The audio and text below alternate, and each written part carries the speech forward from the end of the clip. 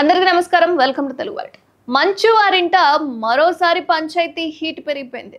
తండ్రితో మాట్లాడాలంటూ జల్పల్లి నివాసం వద్ద మోహన్ బాబు ఇంటి వద్ద అనమాట ఆయన ఇంటి దగ్గరికి మనోజ్ చేరుకోవడంతో అక్కడ టెన్షన్ వాతావరణం మొదలైంది. మంగళవారం చోటు చేసుకున్న పలు పరిణామాల దృష్ట్యా బుధవారం ఉదయం జల్పల్లిలోని మోహన్ బాబు నివాసం వద్ద పోలీసులు భారీగా మోహరించారు.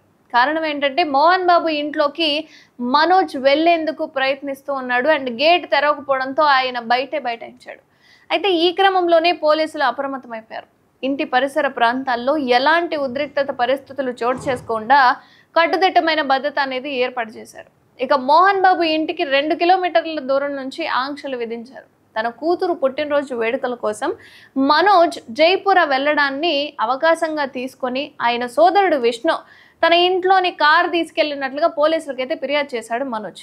అయితే తన సోదరుడు విష్ణు 150 మందితో జల్పల్లిలోని ఇంట్లోకి ప్రవేశించి వస్తువులు సామాగ్రి ధ్వంసం చేశారని, తమ కార్లను టోయింగ్ వాహనంతో ఎత్తుకెళ్లి మరీ రోడ్డు మీద వదిలేశారని, తన కారును దొంగిలించి విష్ణు ఇంట్లో పార్క్ చేశారని, జల్పల్లిలోని తన భద్రతా సిబ్బందిపై దాడి చేసినట్లుగా కూడా చెప్పుకొచ్చాడు మనోజ్.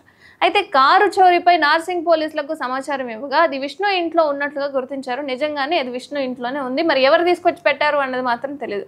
ఇక రికవరీకి వెళ్ళినప్పుడు దానిని మాదాపూర్ పంపించినట్లుగా మనోజ్ అయితే మీడియాతో వెల్లడించాడు. అంటే అది విష్ణు కార్ అవ్వడం వల్ల లేకపోతే మనోజ్ దగ్గర నుంచి తీసుకున్నాడా, లేకపోతే ఎలాంటి వివాదం మూలంగా వీళ్ళు ఈ వస్తువులని ధ్వంసం చేయడం కానీ లేదా కార్ని తీసుకెళ్లడం కానీ జరిగింది, నిజంగానే విష్ణు ఇదంతా జరిపించాడా లేదా అనేది పోలీసులే తెలియాలి. బట్ ఈ విషయం ఇంకా ఎప్పుడు ఆగిపోతుంది ఏంటి అన్నది తెలియదు. కానీ రోజు రోజుకి మంచు వారి ఇంట్లో ఈ గొడవలు అయితే పెరుగుతూనే ఉన్నాయి. ఇది ఎక్కడ ఆగిపోతుంది అనేది తెలియదు.